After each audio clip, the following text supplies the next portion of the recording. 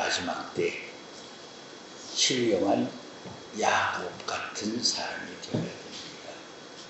아브람가에 태어났던 야곱은 본인이 자기가 거래해야 될 그 세계를 알고 걷는 것이 아닙니다.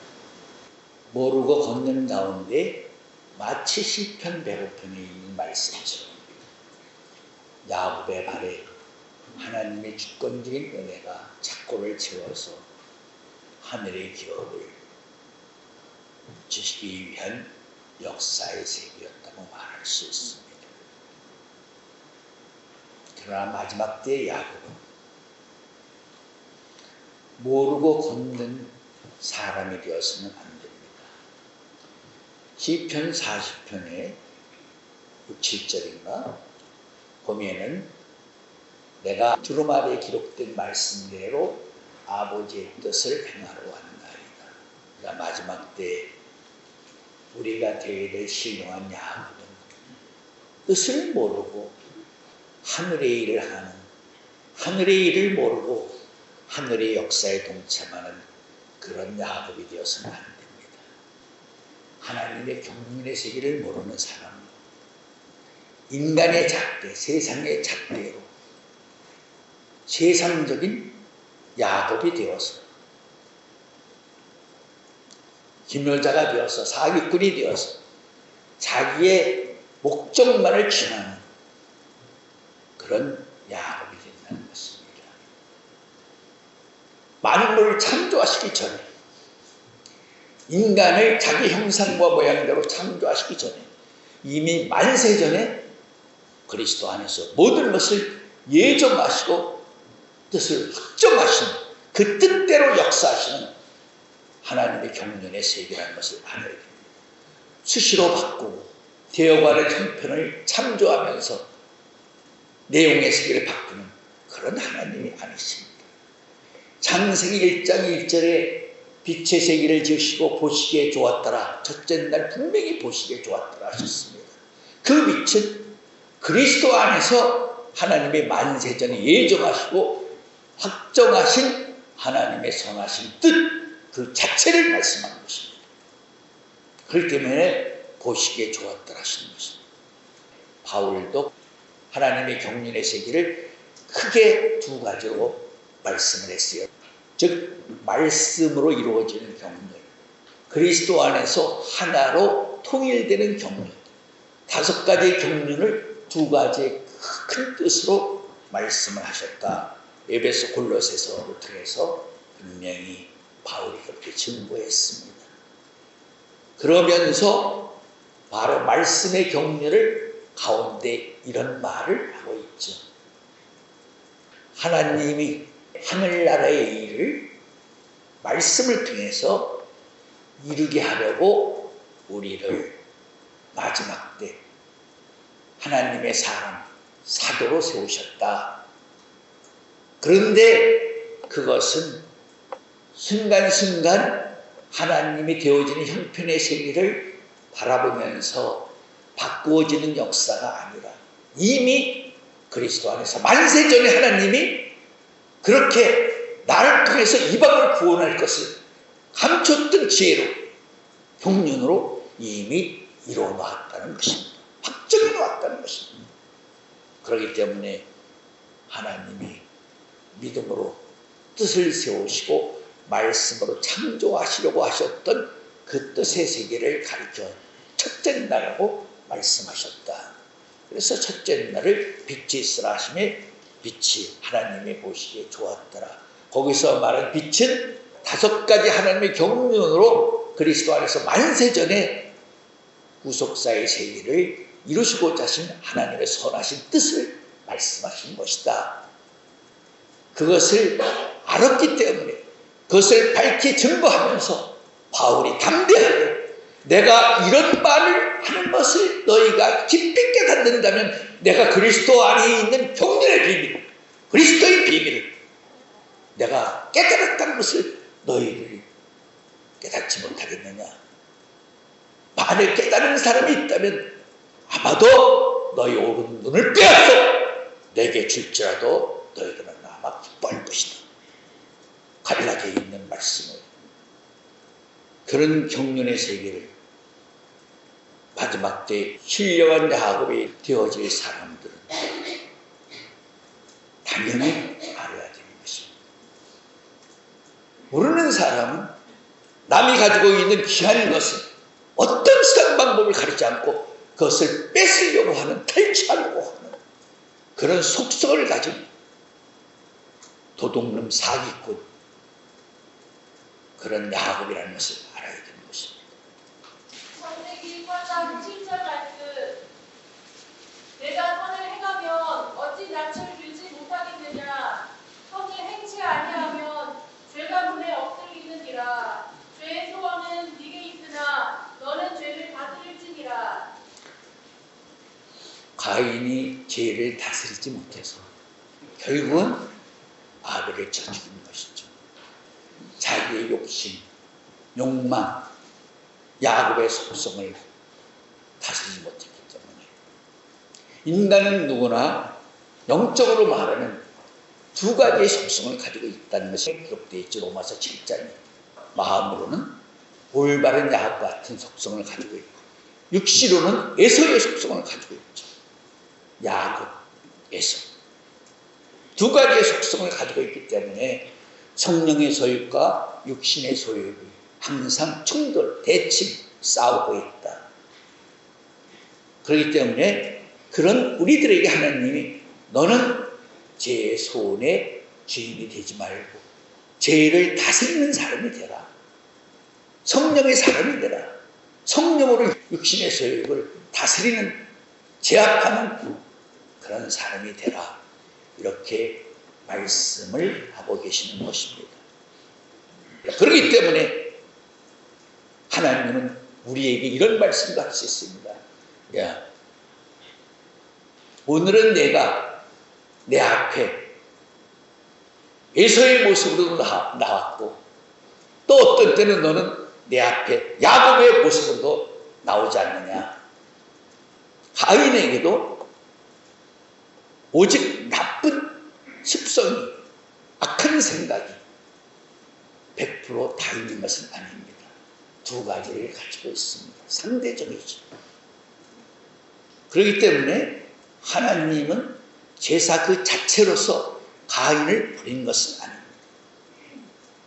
가인에게도 다시 한 번의 기회를 주시고자 하시는 것입니다.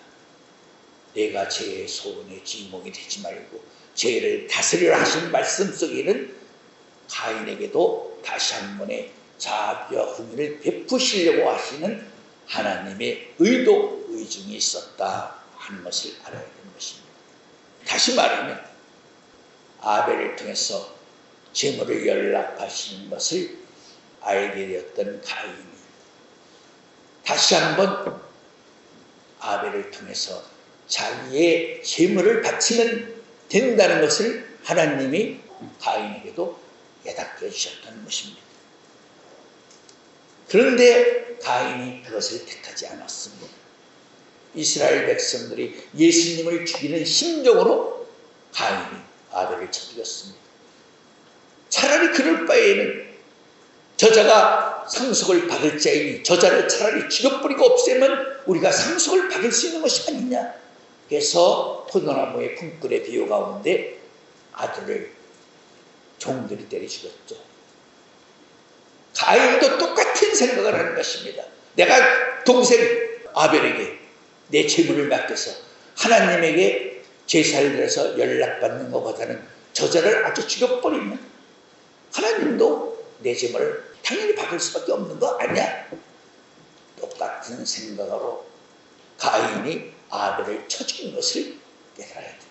그래서 가인이 7배의 저주를 받았다 하는 사실을 우리는 잊지 말아야 됩니다. 차라리 가인이 그 일을 택했더라면 그래도 아벨 대신에 셋을 줬더라 하시는 말씀의 저주는 받지 않을 수 있었다. 아벨 대신에 셋을 줬다는 말은 가인이 장자권을 빼앗겼다. 이렇게 말씀할 수가 있는 것입니다. 신령한 야곱이 되는 겁니다. 경륜의 세계를 모르는, 하나님의 말씀을 인간의 잣대로 측정하고 판단하는 어리석은 야곱은 꼭 심판을 받게 되어 있습니다. 야곱이라는 이름이 영광스러운 거룩한 이름이었다면 하나님이 야곱의 이름을 이스라엘로 바꾸지 않습니다. 바꿨다는 의미는 그 이름을 버리라는 것입니다. 그 이름을 가져야 될 존재의 의미, 시간, 공간, 과정이 있죠. 태중에서 싸움이 끝나지 않았기 때문에 태박해서 장자의 싸움을 하게 하기 위해서 하나님이 야곱이라는 이름을 주신 것입니다. 에서의 발꿈치를 잡고 나왔다고 해서 기이하고 묘하다라는 기묘자라는 의미가 붙은 이름, 그것이 야곱입니다. 이제는 야곱이 되어서는 안 됩니다. 야곱이 이긴 자로서 받은 새 이름, 이스라엘이라는 이름을 받아야 하는 것입니다. 신령한 야곱이 되어있죠. 구태의연한 그런 야곱이 되어서는 안 됩니다. 신령한 야곱은 인자 야곱을 말하는 것입니다. 하늘의 세계는 아벨의 선으로 이기는 것입니다. 아벨의 선으로 이기게 하기 위해서 오리를 가자는 데게 심리를 가지고 겉옷을 달라는 데게 속옷을 주고 왼뺨에 때리면 뺨을 때리고 오른편까지 때리게 돌아가. 악인에게 먹을 것을 주고 악인을 위해서 기도하라고 말씀하시고, 은혜의 세계는 그것이 이기는 자가 지켜야 될 근본적인 도리이며 싸워 이길 수 있는 믿음의 능력이라는 것을 깨닫는 사람이 되어야 됩니다. 안창호 선생이 우리나라가 왜 망한다고 했어요? 거짓말 때문에 망한다고 그렇게 말했습니다. 어느 정도는 그렇게 되어가는 것 같습니다. 거짓말이 망합니다. 하나님의 이름을 눈도 깜짝이지 않고 팔아서 자기 목적으로 이용하고, 우리는 신령한 야곱, 이긴 자, 새 이름을 받은 야곱으로서 재림의 마당에 중심에 서야지. 기묘자, 사기꾼이라는 의미를 가진 야곱으로서 말씀의 중심에 서면 안 됩니다. 뱀같이 지혜롭고 비둘기같이 순결하라. 믿음에 들어있지 않는 순결은 세상 순결입니다. 은혜가 없는 순결은 세상 순결입니다. 말씀이 없는 순결은 세상적인 순결입니다. 하늘나라에는 놀라운 은혜가 있죠. 몸이 정신의 세계가 망가졌을지라도, 마음의 세계가 파괴되었을지라도 보혈의 능력으로서는 다 새롭게 할 수 있다는 것이죠. 고린도 후서 5장 17절에 보면 그리스도 안에서는 새로운 피조물이 된다. 하나님의 믿는 백성들에게 주신 하나님의 놀라운 특권 중에 특권이라고 말할 수가 있습니다. 그리스도 안에서 보혈의 피로 너무 상한 심령에 두렵게 통하고 회개한다면 하나님은 그것을 없다라고 인정해 주시는 것이죠. 그렇기 때문에 예수님도 바리새인과 서기관들에게 책망하시는 거예요. 산녀와 세리들이 너희들보다 먼저 천국에 들어가리라. 그렇기 때문에 우리가 탕자의 비유 가운데 그 핵심적인 말씀이 뭐예요? 어떤 탕자가 무서운 탕자라는 거예요? 집안에 있는 탕자가 더 무서운 탕자라는 것이죠. 집 바깥에 있는 탕자는 회개할 수가 있었는데 집안에 있는 탕자는 저희 아버지의 말씀을 순종하지 않았어요.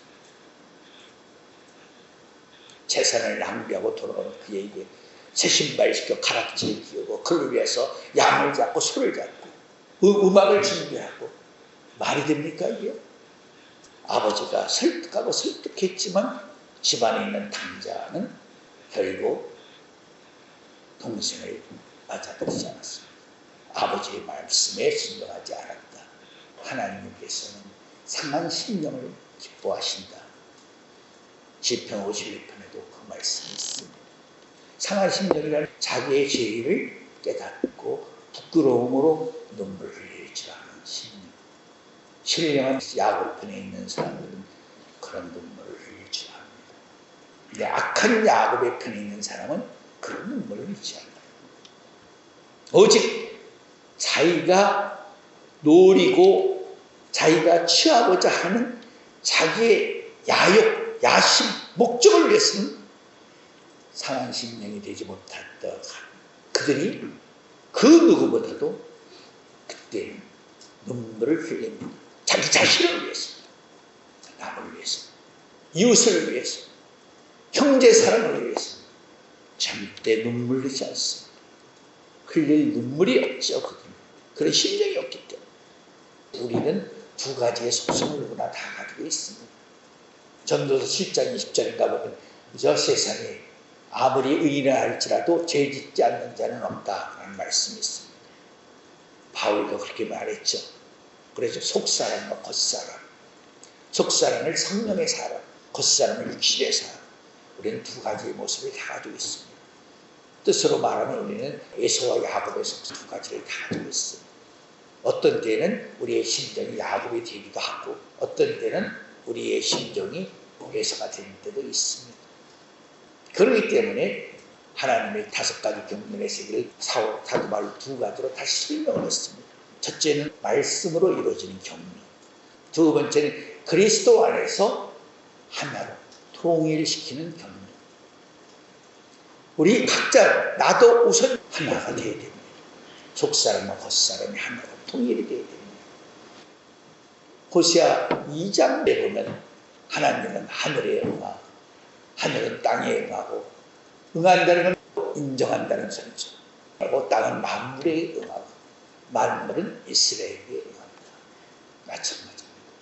우리들도 말씀을 통해서 믿음으로 속사람과 겉사람이 하나로 이루어져야 됩니다. 믿는 것과 아는 일에 온전한 하나를 이루고 그리스도의 장성 형상과 분량에 이르기까지 자라라는 말씀이죠. 하나가 되어야 됩니다. 인간 자신도 인격 자신도 하나로 통일이 되어야 됩니다. 통일되어 있는 완전한 인격을 가진 완전한 사람을 주관하시고자 하신 것이 하나님의 경륜의 목적이십니다. 또 완전한 사람으로 하여금 만물의 세계를 다스리게 하시고 만물의 세계를 다스리는 사람만을 하나님은 주관하시고자 하신 것이 경륜의 목적이었다. 피조세계의 만물을 만드시고 나서 마지막에 자기의 형상과 모양대로 사람을 지으신 이유가 거기 있다.